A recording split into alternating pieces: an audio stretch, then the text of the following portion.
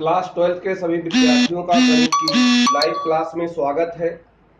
प्रिय विद्यार्थियों, आज हमें एक छोटा सा टॉपिक सीखना है। आव्यूह पर प्रारंभिक संक्रिया, एलिमेंट्री ऑपरेशन ऑन मैट्रिक्स, या इसी को हम लोग कहते हैं आव्यूह रूपांतरण। इसको सीखना अत्यंत आवश्यक है। सिंपल वे से आप सीख जाएंगे। किसी भी आव्यूह में 6 तरीके की संक्रियाएं संभव हैं। वह संक्रियाएं कौन सी हैं? रूपांतरण के लिए, और उन्हीं को हम लोग कहते हैं प्रारंभिक संक्रिया।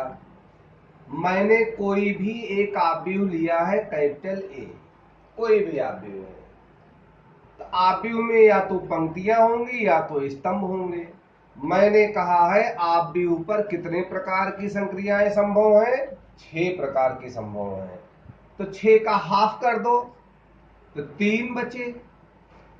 तो 3 संक्रिया जो है पंक्ति में और 3 संक्रिया जो है स्तंभों में आप यूज करेंगे।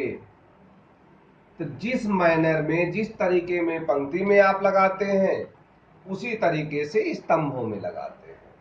पहले आप सुन लें, तब ज्यादा बेहतर होगा। किसी भी आव्यूह पर प्रारंभिक संक्रिया लगाते समय हमें डिसाइड करना है कि मैं पंक्ति या रो में लगाऊं या स्तंभ कॉलम में लगाऊं। तो पहले आप पंक्ति का सुनो। मैं मान लेता हूं मेरे पास एक आव्यूह है कैपिटल ए, जिसमें कुछ अवयव दिए गए हैं। वह अवयव हैं A B C, X Y Z, E F G. ध्यान से देखना बेटा, हम किस में अभी बात करेंगे? पंक्ति की।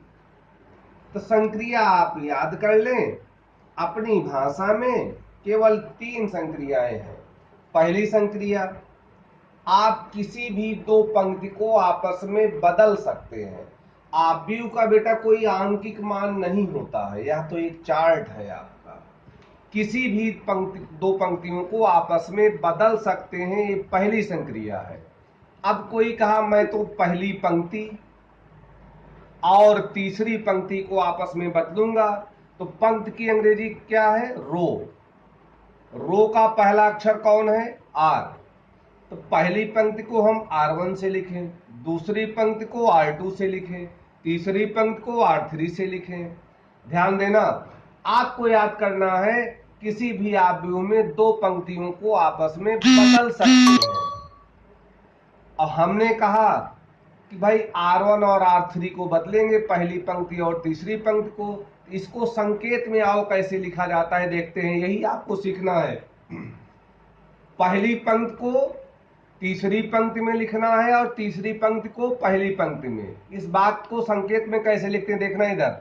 R1, एक आप तीर का निशान बनाए, इसको कहेंगे goes to. R1 goes to R3, तो R3 की तरफ से R1 की ओर भी एक तीर का निशान लगा दो उसी में।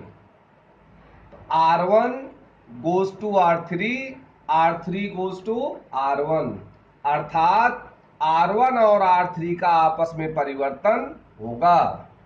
जब कोई व्यक्ति पहली पंक्ति और तीसरी पंक्ति को आपस में बदलेगा, तो यही संकेत लिखा जाएगा। दूसरा संक्रिया देखें।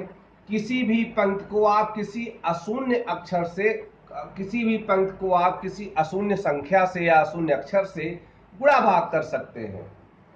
तो मान लेते हैं हमने पंक्ति चुना दूसरी, तो दूसरी पंक्ति चुना है, एक तीर का निशान लगाए। मान लेते हैं आपके पास एक अशून्य संख्या है k, तो हम इसको लिख दिए k गुणे R2। इसका मतलब है ऑपरेशन करूंगा R2 में, क्रिया करूंगा दूसरी पंक्ति में, इस तरह से कि R2 के सभी अवयवों को k से गुणा करके लिखा जाएगा। तीसरी संक्रिया देखो क्या है। किसी भी पंक्ति में किसी अन्य पंक्ति के अवयवों को अशून्य संख्या से गुणा करके आप जोड़ सकते हैं या घटा सकते हैं। जैसे कोई कहे दूसरी पंक्ति के सभी अवयवों को k से गुणा कर दो, उसके बाद पहली पंक्ति के संगत अवयवों में जोड़ो। इस बात को संकेत में लिखते हैं, किसमें जोड़ना है बेटा? पहली पंक्ति में। तो उसको सबसे पहले लिखेंगे R1, फिर तीर का निशान लगाएंगे।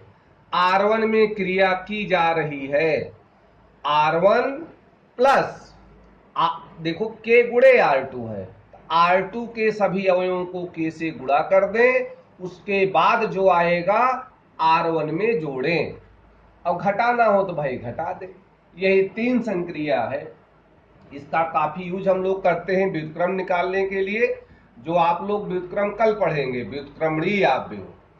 अब देखो इसी 3 को हम चाहें तो स्तंभों में कर सकते हैं।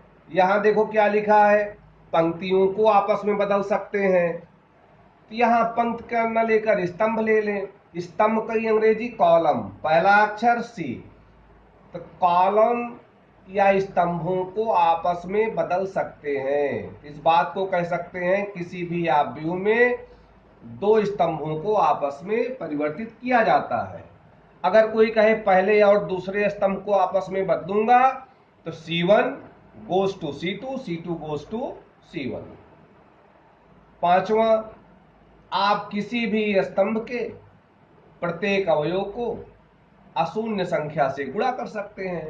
तो C1 को मैं K से गुणा करूंगा, इस बात को लिखूंगा C1 एरो K गुणे C1। लास्ट क्या है बेटा?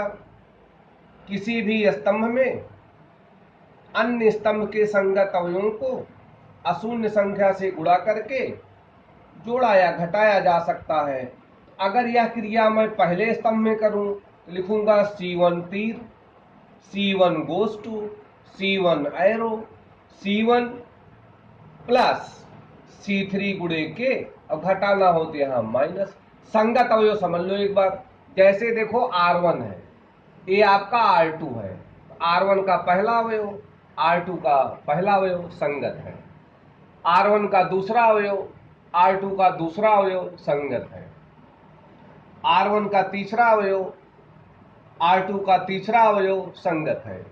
कोई कहे हम इसको K से गुणा करेंगे, R2 को हम किससे गुणा करेंगे? K से।